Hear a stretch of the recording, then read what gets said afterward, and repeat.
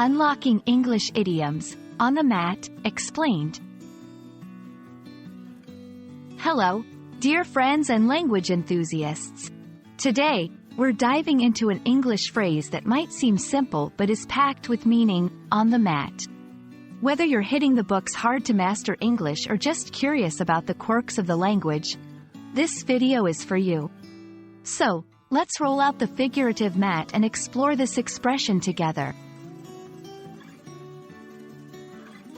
When we think of a mat, it's often the small piece of fabric or material placed on a floor.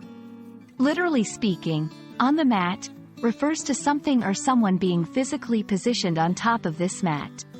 This is straightforward, right? For example, a wrestler competes on the mat, a yogi practices on the mat, and sometimes, you might just need to wipe your feet on the mat. Now, let's step into the more figurative territory. As an idiom, on the mat takes on a different spin.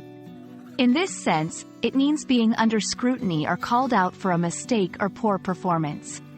It's like being brought into the center of attention where your actions are closely examined, just as a wrestler on a wrestling mat. Imagine your boss calls you on the mat for a mistake in your report. It's not a call to a physical mat but a moment of accountability. Understanding when to use on the mat is key to sounding like a native. You'll often hear it in professional or personal contexts where someone is being reprimanded or questioned. For example, John was called on the mat for missing the deadline. I had to put my team on the mat today for not meeting their targets. It's a handy phrase to convey the act of confronting or being confronted, without using direct language that could be considered confrontational or harsh. In this section, let's touch upon how the phrase fits within the English-speaking world's cultural context. In many Western countries, wrestling is a sport where being on the mat is a critical part of the competition. This cultural reference point gives the idiomatic expression its weight and relatability.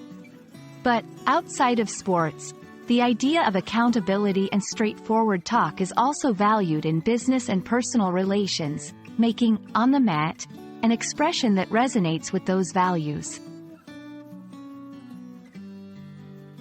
Learning an idiom is one thing, but using it is another. Let's practice with a few sentences.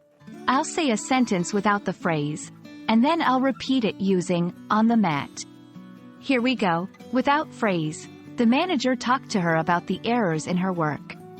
With phrase, she was on the mat about the errors in her work. Now, try forming a sentence using on the mat on your own. Remember, the best way to learn is by doing. That's a wrap on the mat. I hope you now feel confident understanding and using this phrase in your daily English conversations. Whether you're practicing yoga or discussing performance issues, remember this idiom's versatility. As always, thank you for watching, and keep practicing. Stay tuned for more insightful English language videos. Until next time, keep learning and keep growing.